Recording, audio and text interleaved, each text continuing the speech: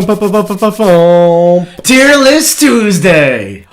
On a Tuesday. On a Tuesday. We did it. We got it. We got it, everyone. Not only are we doing it on Tuesday, but we're doing it on a yesterday, and a tomorrow, and a Thursday, and a Friday. Tier list every day. It's just a tier list week at this point. Tier list, tier week. It's a tier week. We're doing every single different Force organization slot the Aeldari have, the Craft Worlds. So yesterday we ranked all of our HQ slots. Today we're ranking all of our troops and the Humble Wave Serpent. Then tomorrow we got Elites. Thursday is Fast Attack. Very crowded Fast Attack slot. Yup. And Heavy Support is going to be on Friday. So stay tuned as we rank the entire Eldar Codex. And the Wraith Knight. And the Wraith Knight. Heavy Support and the Wraith Knight. And the Wraith Knight. We got this. All right, Nick. You excited? Are you ready? Are you perhaps feeling pointy today? I'm always pointy, John. We're talking about my pointy-eared people. As always, with our tier list, we're going to be doing it with a competitive mindset, kind of that framework, not just like the aesthetics or any of that other stuff. We're talking about competition, on table, tournament 40K. As such, we've restructured our categories here. We got tournament staples up top, strong in most lists, situationally good, like you could build around it, overcost and rarely seen, certainly not where Mog and Ra belongs, and YGWY, because sometimes you just gotta ask. That's where Mog and Ra belongs. Oh, no, John. No, we went over this yesterday. Well, we didn't put it in there. Maybe I did when you weren't looking. Oh, see, this is the power of editing behind the scenes. The power of having the mouse. It's too powerful. It's like fate dice. It It looks like something's going to happen, but then I've got the mouse, so it just makes something else happen. Exactly. Well, don't forget, everyone, during this tier list, you can always super chat to get some questions answered, just to toss and have some fun interactions. Also, don't forget to like, share, and subscribe. That is really good because it helps us grow our channel and lets us keep doing tier lists in the middle of the week for you. That's really important because you like tier lists. I like tier lists too. John likes tier lists. We should come up with like a special like name for the Eldar tier list, like the Tiers of Isha list. Oh, that's good. I love that. We should make a tier list of our tier lists once we have more tier lists. Yeah, I think that's got to happen eventually, right? Tierception. Yeah, once we have 10 tier lists that Nick wasn't on, because we want to rank the best ones, of course. Of course. It's the classic me and Jack special. Argue about Blood Angels for 45 Yeah, minutes. well, that's what really makes it S tier. S for salty about Blood Angels. S for salty. S for salty. Just like Baharoth is B for Big Bird. Big for broken. That too. All right, Nick, are you ready to dive in? Are you ready to explore these troop options? I'm ready to explore all of the pointy-eared people, including these Guardians right here. Unit numero uno on our tier list today. Okay.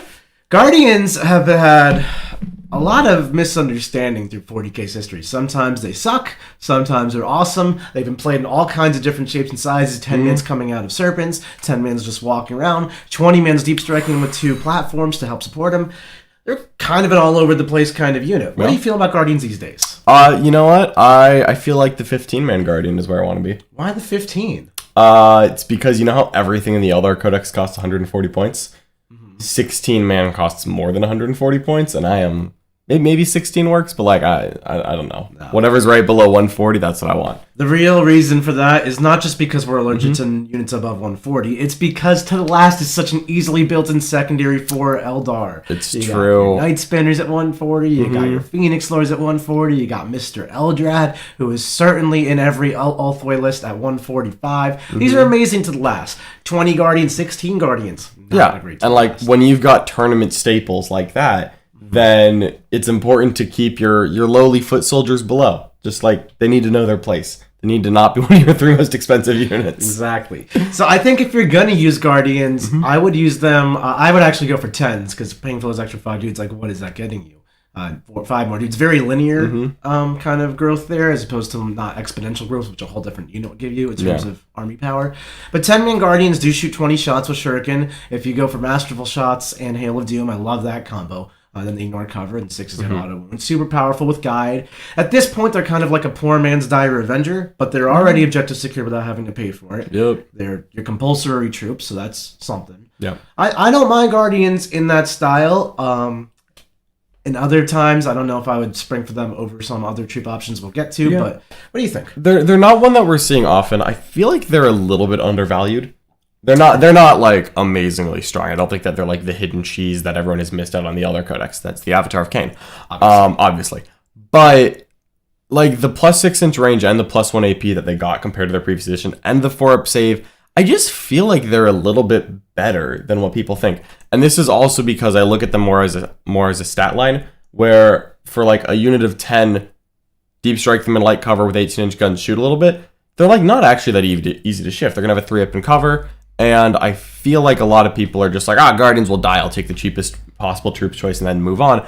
I feel like if you actually invest in Guardians, they will reward you. I like a 15-man squad because you get more benefits from like strat support. Yeah. Because it's still 1 CP for Blade Storm no matter how big the unit is. So 30 shots from a 15-man that deep strikes in, Blade Storms, Hail of Doom. You could honestly even guide them, or you could, if you're Ultimate, you could Black Guardians them so that they hit on 2s. They're Guardians so they can reroll 1s when they shoot someone on objective. So it's like so easy to just deep strike this unit without putting any character support near it and just be like, hitting on 2s, rerolling 1s, and also I'm going to have exploding 6s and 6s auto wound. Yeah. You can make that combo with almost any unit, and other than spam shurikens, so Dire Avengers, Guardians, Jet Bike, Wind Riders. But Guardians are a great unit for it, and they're your compulsory troops. So if you're trying to fill your patrol out, and you don't want to buy Rangers or Storm Guardians or something, you want your unit to contribute really offensively, that's a great way to do it. Another use I like for Guardians is they are OBSEC that can move very quickly around the table. They can fire and fade, you could quicken them, they can battle focus, they can auto advance 6 with fate dice. Moving big units of OBSEC that you string out in a max coherency line can replicate something that like Tyranids can kind of do, where you take this big brick of OBSEC, go move block your opponent's army in a big line, get your stranglehold or engage while you're at it, annoy somebody, and you can shoot because Eldar. So there's a lot going on with Guardians. I think they belong in situational. I would agree, unfortunately. I like Guardians, but they're definitely not something you need in every list. They're definitely not a staple. I think that they could afford to have had a little something else, but they're a fine troop choice. They're fine. Yeah. Honestly, I would put them as strong in most lists, but I don't think we're going to see them in most lists. I think when you see them, they will be fine. I think the big thing is that Guardians are hard to make non-interactive, and at least early on, since we are very early into the digestion period of the Eldar Codex. Everyone's leaning non-interactive, so I can understand Guardians really aren't that. Right. All right. You ready? You ready for the next troop? Little snipery doodads, perhaps? Snipery doodad, El Rancheros. El Rancheros. The Eldar Rangers. Your everyday sniper unit that also just happens to forward deploy and deep strike. That's pretty cool. Why not? Yeah, it's pretty easy. The ballistic skill 2 now. The ballistic skill 2. I didn't even catch that. They also have 5-point upgrades. One of them I really like. It allows them to randomly do D3 mortals to a unit that's charging and subtract 2 from their charge roll.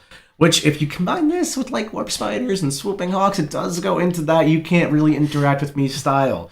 It's a great screen for enemy deep strikers because there's no YOLO 11s happening unless you're playing Mark Perry. YOLO 9s are one thing, but YOLO 11s? Are we serious right now? I mean, it happens though, right? It happens to Mark. Here's the question. If you had a fate dice of a 6 and you had to make a yellow 11, would you CP reroll the 5-up? Only if it's your last Only if it's the last one. How could you do that? Oh. All right. We've got a couple of people commenting in here about the newly released Autarch datasheet. Apparently, they dropped an Autarch datasheet this morning. Well, they should have done that yesterday. They should have done it yesterday. You know what? We try to talk to GW, but sometimes it's like they're not even listening. They're not even listening sometimes, but only sometimes. Only sometimes. Well, we'll get to the data sheet later because I haven't read it, and we're in the middle of Rangers. But these Rangers, I think Rangers are your go-to troop choice if you have to take troops. So, I think Eldar armies would love to take Spearheads and Outriders because those slots are loaded with value. Yep. And they're not too excited about taking troops. I haven't seen too many Eldar battalions. You'll see patrols because you can keep your troop plus minimum and get your slots. But to me, I like the Ranger as a troop choice just because in a 5-man, 65 to 70 points depending on if you upgrade them. Relatively decent shooting, OBSEC. They can deep strike, which is great for retrieving Noctarium data or engaging all fronts or any of that stuff. I was close. Yeah. And then, it's your cheapest troop option. So if the goal is don't spend your points in troops, this is the goal. Yeah, absolutely. It's the cheapest option that fills a slot. I just like that it's a nice long-ranged fire support unit if you want to do something with it. You don't have to. It's not that expensive, so it's not a big deal if you decide that you're going to just hide it behind a wall. Of course, if you decide to take Knockman data, I think you have to pay a CP to deep strike them, but still, They are very good at that because it's just a 5-man troop unit, so they're just automatically going to pass. Or if they want to stay in your deployment zone and get a quarter, automatically going to pass. And you know what? Every once in a while, perhaps once in a blue moon, you play against some poor soul who doesn't have bodyguard. It's true. And when you find that AdMech player, it's nice to have snipers. I have lost Patriarchs to Rangers because Brad is really good at rolling 6s on command, but they have that spike ability. You roll 6s, mortals just start happening. Yeah. I think if you're gonna go minimum troops with Eldar, Rangers are your best bet. Yep. If you're gonna try to make a troop army, probably going for Guardians. But yeah. I think you'll see Rangers. I'd put them as strong in most lists because most lists will run one unit and it will be fine. I would actually argue for them as a tournament staple because I think almost every tournament Eldar list is going to have a patrol. And at that point, if they're because I think you're right, if you're not investing in troops, this is the best troop. Right. This is the best troop that you don't have to support. Guardians are good if you pick your craft world, you start picking buffs, you start investing CP. But if you just want a troop unit that just does its thing, and you never invest in it again, I feel like it's going to be Rangers every time. That makes me think almost every craft world Eldar list is going to have Rangers in it. So I do agree with that assessment. The only thing that I think would be throwing a wrench in those plans is the Harlequins, because Harlequins can be your patrol. They could be your free patrol because your warlord can be from Harlequins. This is the traveling players rule. And then you just take a spearhead or an outrider of good Eldar stuff, and then you just get the troop slot. So I could see that being a good way to build Eldar lists, but I think if you're going to go mono craft worlds, this would be taken as your tournament staple choice. Okay. Tournament staple? I'll give it tournament staple? But I wanted my note made about Harlequins. But this ain't about Harlequins. Harlequins will have their own day. Yeah, they can have their own tier list. Maybe soon. Maybe on a different Tuesday. Whoa! No, it's too powerful. It's too powerful. All right. You know what else is too powerful, maybe? This Wave Serpent right here. Maybe. So Wave Serpents have been good let me rephrase that. Wave Serpents have been broken every edition since 4th, except for 9th. So in 4th edition, you were spamming Unkillable Serpents. In 5th edition, they were still the same. In 6th edition, they got this broken rule called Serpent Shield, which just was insanity. I remember. That lasted through 7th as well. And then in 8th, I ran a couple. In 8th. Just a couple. Well, they were -1 damage against ranged attacks back when -1 damage wasn't a mechanic that the game was even using. Yeah. They've always been exceptionally tough on a platform that moves really fast, has the fly keyword, and can keep your relatively squishy troops very safe from indirect fire or charges or any of that stuff. They still do all of that. Now they have Transhuman and they have an Invul? They have an Invul, right? I think that until they use their Serpent Shield, they have a 5-up Invul. Right. So Invuln, which is awesome if you have Strands of Fate dice lying around. Ooh, it's awesome in general. Dark Eldar Raiders, they're actually much softer to kill than an Imperial Rhino. However, it doesn't feel that way. It really doesn't. Because a Lascan is just half a Rhino normally. But Lascan is half a Raider 1/3 of the time. The multi-melt is when the Volcano Lances start coming in and the Raiders just ding, ding, ding, when ding. It gives you that chance, because a lot of the damage in the game is hyper spiky, right? Yep. You get shot by a multi-gun, take 8 damage. Okay, Mr. Storm Surge, take 12 damage. But if you just roll a 5, take 0. It's very binary. You're dead or you're not dead. Serpents getting that 5 invul is new for them and really helps them against the high volatility weapons, and Transhuman as well. Yeah, so Wave Serpents are just super valuable. They're a little pricey. They're a little pricey at 140. But they also do come with a lot more firepower than your average dedicated transport. They come base with 2 shuriken cannons and the shuriken catapults underneath. So they put out 10 shots that all have AP. 6 of them are damage 2. Yeah, and in a pinch, they can spend their shield to do some a little bit extra. Yeah. It's not mortals anymore? I don't remember what it is anymore. It's a weird strat. There's this 1 CP strat or something. But it's one of those things you're not going to use often, but you got to remember you have it. Yep. Clearly, I'm misremembering by having it. It's been Mortals for a couple editions. I'll give you a pass on this one. Yeah. But it is expensive, but it's also good. And Eldar have very fragile infantry. And if you ever invest in the more expensive ones that are still very fragile, it's kind of nice to have a Wave Serpent bumping around. Yeah. I'm thinking Howling Banshees. You don't want your Howling Banshees on the table, especially in a mirror match where there's strength 6 firepower just floating across the table no matter what. kind of want to have that extra transport. durability. Yeah. Transports in general are very good. Like, I'm gonna make my force well-rounded kind of thing, because it gives you the ability to get your troops further up the table. Yep. Then you get that disembark movement. Then you get your move advanced charge. Your opponent can't really do anything about it. So it's a really good board control element. And then the transport's always bumping around because it's a 16-inch moving flying vehicle that is very difficult to kill. Right. You know, it's like a ghost arc. Yeah. That thing literally never dies, right? It's really annoying. And it can fall back and charge for 1 CP, fall back and shoot for 1 CP. Yep, shoot into combat. It's always going to be annoying. I think a Wave Serpent is a little too pricey to be a tournament staple. I think it's also a little...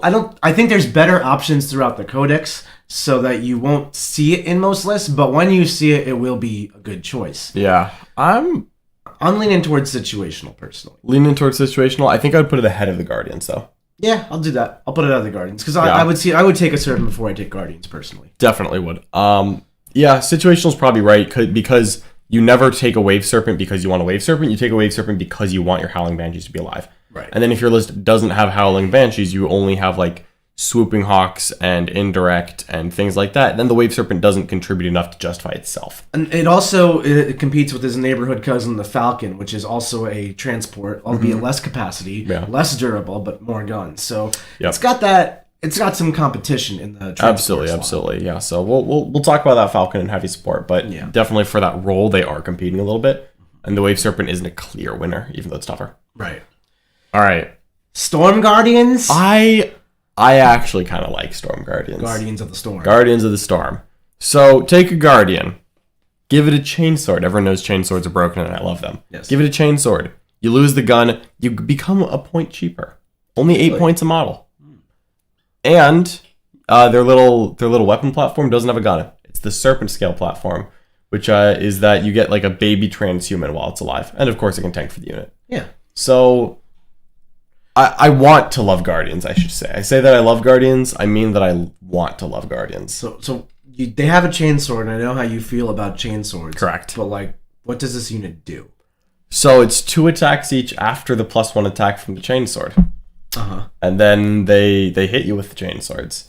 And there is the classic trap that every single person who has ever read the Possessed data sheet falls into, which is that they look at the Storm Guardians, and they're like, if you give this unit +1 to wound when it gets out of a transport and exploding 6s, and then you cast Guide on it, and then you doom the target, and then you embolden them, then it's actually pretty good in combat. Yeah. And there is the one downside. That you're doing all of that? Which is that if you did that to anything else, it would also be good in combat. It's a classic Eldar problem, also a classic Chaos problem, as you noted. But you can stack a million buffs on just about anything, and debuffs in Eldar. Yep. Between Doom and Jinx, and then Guide and Embolden and Empower and all that, and you can make anything look really shiny. But I don't think they're shiny without all that. Definitely not. But there is some value to that because you eventually, you've got the units that those buffs are designed for. You don't take Guide for the Storm Guardians. You take it for the Scatterbikes. You take it for the Swooping Hawks, for the Howling Banshees, whatever. But those units do eventually die. And there's a little bit of value to, if you get to that late game point where you're scrapping around, you've got like a couple of objective holders in your characters left versus there a couple of objective holders and, and characters, having one more unit that can receive the buffs. It is also a troop choice. It's the cheapest body you can take. Right. For 80 points, it is 10 wounds with a 3-up armor save and light cover. And that's not worthless. No. I think it just doesn't do enough. So I think as any sort of combat role, it's completely outclassed by even a unit of 5 Banshees for 90. It's 5 fewer dudes, but the damage the Banshees will do is certainly more. And if you're willing to put all the buffs on those, wouldn't you be willing to put all those buffs on the Banshees? Yep. As a shooting unit, just replace it with your Guardian brother over there and take a gun. They have pistols. They got pistols. So it's really just taken, like, the unique value it adds is not its combat capability nor its shooting. It's the fact that it's the cheapest troop body you can take. So that thing I spoke about earlier where you kind of treat your Guardians like they're Tyranids and you move them really effectively around the table with Battle Focus and Fire and Fade and Quicken. That's where Storm Guardians would be the best at because they are the cheapest body and all we're doing is taking bodies for the sake of being bodies and moving them around the board to get your mission points and move block. I think that's okay, but I think I'd rather actually pay the premium so I can get the Guardian gun and just fire that off while I'm advancing around the table. Unfortunately, I agree. I'm feeling that they're perhaps overcosted. I think they'd be rarely seen. They're definitely going to be rarely seen. Yeah. Because they're overcosted. But I'm not asking why GW did this. I understand. They tried with the status sheet. It's not there compared to its other options. Like, if I wanted to use it, I would kind of want it to be a point cheaper.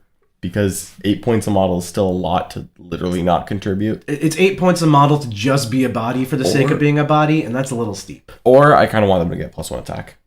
Because like if a Storm Guardian was 2 attacks, they're totally not a Chainsword. It took them to 3 attacks. Mm-hmm. Still not like a good profile. It's strength 3, but like then you can start to do things with it. I think having 3 attacks a guy at 8 points a model is a little unreasonable. I mean, novitiates have 4 and they're cheaper. Also unreasonable. can't be with you on that. That's just kind of where they're living for me. Yeah, I agree. Overcost and rarely seen. All right, we got one more. We got one more. These creatures. These are the Corsairs. The Corsairs. I think it's Void Reavers are the troops and Void Scarred are the elites. So these are the cheap ones. The cheap ones. So they're like not bad. They have a variety of options. I remember at 5 a.m. when I was reading this codex, I had to like read this page 15 times to figure out what anything did. Yeah. Still don't really know what they do. Yeah, I think you're thinking about the Void Scarred. The elite one has like you can take like 5 different like unit champions in it. Yeah. Yeah. Still not bad, but it's a troop that can't be your compulsory troop, which is funny because it is the cheapest troop choice in the book. Mm-hmm. I believe it's 50 points for 5 guys, 10 points a model. Yeah. And they're not bad. They're like it's like a guardian with a power sword. I didn't realize they were 50 for 5. That's cheaper than a ranger. So honestly, once you're in a patrol, troop, I could see it for that. They don't do anything like offensively that I can think of. It's 11 attacks with a power sword. That's strength from 4. 5. Strength 4. Yeah. Strength 4. I mean, it's okay. It's very fine. It's very. I might kill a couple intercessors out here. Yeah, well, if you're trying to beat up your opponent's rangers and guardians, these will kill other rangers and guardians, ish. I mean, you are actually coming up with points out here, ish. So, like I was ready to just dump them into a YGWY, but they are cheaper than their regular equivalents. A unit of power swords is not worthless. Yeah. They're not Craft World, so they're not gonna get any of the buffs that you normally have. I don't even know if they get Strands of Fate. But they're not Craft World keywords. They're not gonna benefit from spells. They're not gonna benefit from auras. They're just chilling out there being a stat line. And that stat line is a 50-point OBSEC troop unit, which if I'm taking the patrol and I've got my 1 ranger unit, I honestly might rather have a Corsair unit than the next ranger unit because they're about the same durability. This one is about 15 points cheaper. I don't need to forward deploy every troop unit. Someone's going to be sitting in my quarter getting knocked data. So, do you think that this unit has any viable use aside from being 5 dudes that do nothing and maybe hit someone with a sword? This is the most efficient servitor unit in the Eldar Codex. Okay, so no, it's gonna sit there and do nothing. It's gonna sit there and do nothing, and then at the end of the day, they do have power swords. So if you get scrappy, there's a 2-wound captain floating around. I would send some Void Scarred at him. You would send some Void Scarred at a 2-wound captain? Not a 5-wound captain. You are a brave soul, John. I'd go for a 2-wound captain. You think your Corsair people could kill Khan with 2 wounds left? No, I didn't say Khan. I didn't say Khan. He's a captain. He's Khan. He's a captain. He's a Khan, and he is Anzac. It's not fair. It's not fair. It's 2 models, really. Yeah, a much better bird than the Corsairs have. I could see myself taking them in a patrol.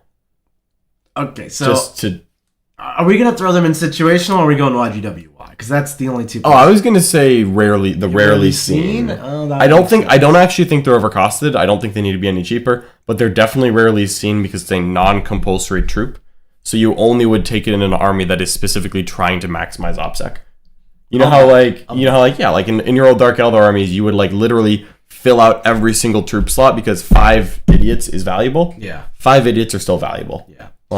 Honestly, 50 points for 5 OBSEC bodies is a fair exchange rate. Yeah. I would say rarely seen because there's probably better stuff you can take. I don't even think they're overcosted. No, I don't think so. I think 5 for 50 is a perfectly fine points cost, but you're still not going to see them too often. No, because most Eldar lists just don't want to play that style game where they're trying to maximize OBSEC units running around.